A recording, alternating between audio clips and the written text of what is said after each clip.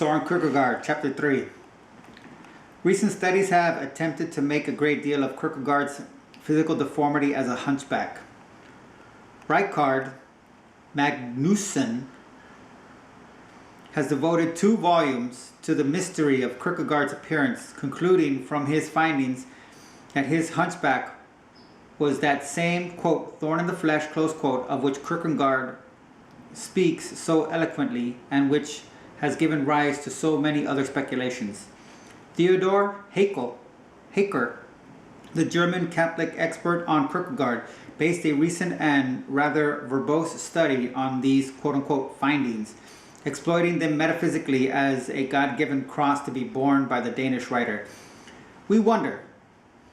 Apparently Kierkegaard was one of the picnic type,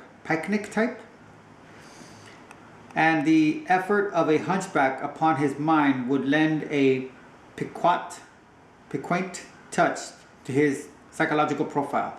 But it is hard to see why his contemporary enemies should have been as discreet about the hunchback as they have been, parentheses, apart from a suggestive cartoon or two, close parentheses, and why unhappy Regine Olsen continued to love him as ardently as ever after the breaking of the engagement. He was weak and sickly, and he is likely to have derived from his physical impairment the same spirit of bravado that distinguished Dostoevsky and Nietzsche. But whatever the truth about the hunchback may be, it seems safe to remain conservative towards any of its psychological and religious interpretations. The psychological impression which the various drawings of Kierkegaard's face convey range from the physiognomy of a pleasant and thoughtful poet to a withdrawn scholar. P.C. Kleistrup sketch of the 19-year-old Soren is the most startling. Kierkegaard's wide and hypnotic eyes, the serious mouth, the high forehead combined to transmit some of the fervor of his passionate thoughts. We may never know which of these drawings is the most authentic. There are more mysteries about his, quote, thorn in the flesh, close quote. We can consider his short story dealing with the anguish of a lonely bachelor who considers it a possibility that he is the father of an illegitimate child, an autobiographical reference to his first and only contact with prostitution. If so, it might make another most interesting parallel to Nietzsche's experience in Cologne.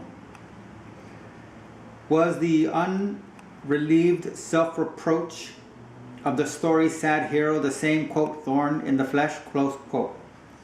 No Freudian alibis were on hand a century ago, and the most unbearable burden of Protestant sin theology would have been enough to crush Kierkegaard, the sensitive and over-scrupulous seeker after purity of heart.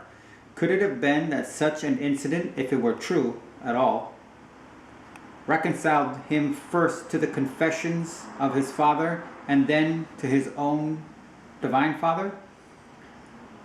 We may never know the truth. The mystery of genius ought rather to prevent our attaching too much importance to these incidents of his life and to the details of his appearance. Any attempt to interpret the mission and message of a genius like Kierkegaard through his biography is bound to remain inadequate.